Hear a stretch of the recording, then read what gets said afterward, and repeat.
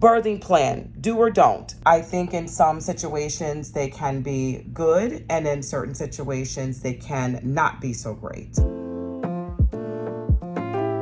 Hello everyone, so here we are again, Dr. Aisha Rush. I know it's been forever. I said in my last video it's been some time, but life has been busy, all over the place, traveling from hospital to hospital. It's just been a busy life. It's been a really nice and okay life, but just busy. So the topic that I wanted to cover today is birth plans.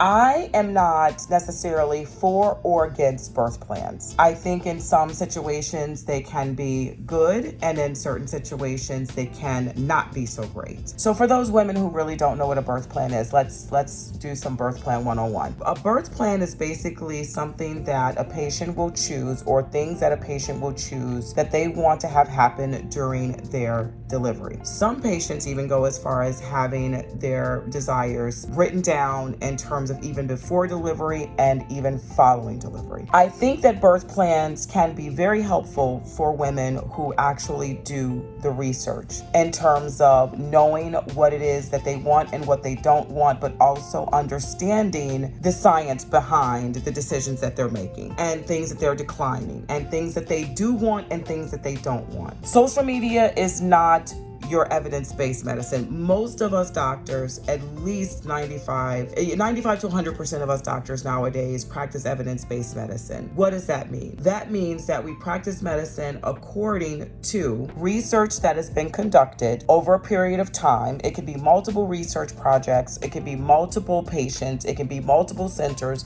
multiple locations, just collaborating and bringing all of the information together to figure out what is the best course of action when it comes to the medical care of a patient. That is what evidence-based medicine is. For that reason, much of what we do when we are suggesting certain things when you are delivering or even postpartum or after your delivery, we are suggesting those things because we're really trying to keep you safe. That's really the bottom line. The majority of us physicians would love for you to have the delivery in the way that you dreamed it in your head. I mean, in every way that you dreamed this delivery would go, we would love to have that. We do not want to do anything invasive. We really don't. We understand that birth has been a natural process for the last God knows how many years. It is very important for patients to understand that we are not trying to necessarily do things that you'd prefer that we not do.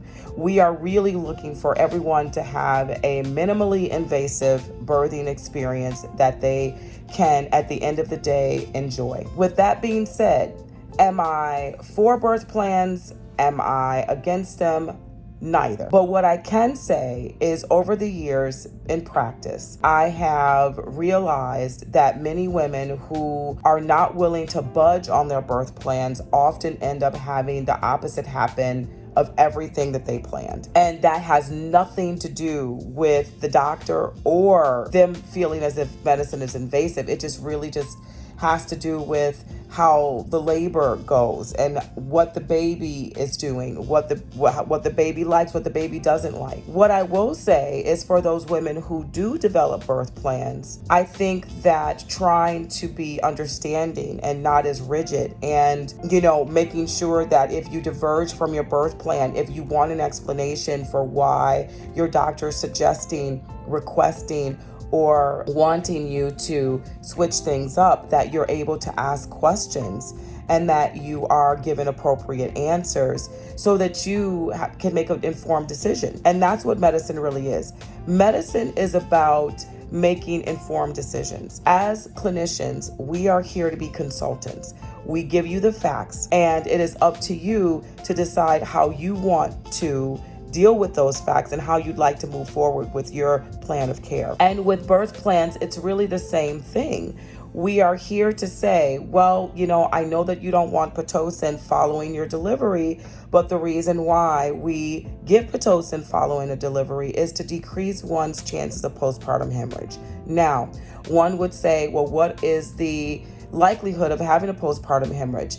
The chances are low, but you don't want to be that one. And the reason why is because postpartum hemorrhage is one of those things that can lead to a maternal death. So for those women who say, oh, I don't want an IV, Well, okay. I'm not quite sure why a lot of women don't want an IV.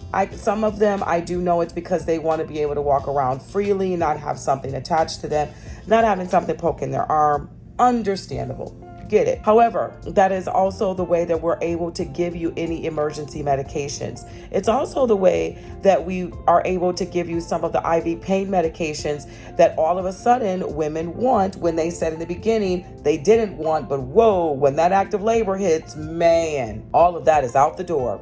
But then how are we going to give you that medication? Oh, it's difficult. We can't. We have no IV. Oh, we can give you medication intramuscularly, but it works a little slower. Gives you relief, yes, but works a little slower. So there's always several ways that we can do things, but just know the choices that you're making when you make those choices. So birth plans, you can do them. I think that they're reasonable. I think that laying out what it is that you desire so that you have clear communication with your clinician is very reasonable. But understand and know that you may have to diverge from that because it may depend on the safety of you and your baby. And at the end of the day, all of our goal is to have a happy, healthy baby and a happy, healthy mom. And I also want women to understand that when you say that I vehemently do not want anyone to talk to me about any pain medications, that kind of sets the stage. It's not to say that you won't necessarily be able to get those pain medications when that active labor hits, but it is to say that there may, depending on your situation, which hospital you're in, whether or not they have to call in anesthesia, whether or not anesthesia is already there, you may not receive what you're looking for in terms of pain management and the time frame that you are looking for it because you already said from the beginning, do not even question you about pain management.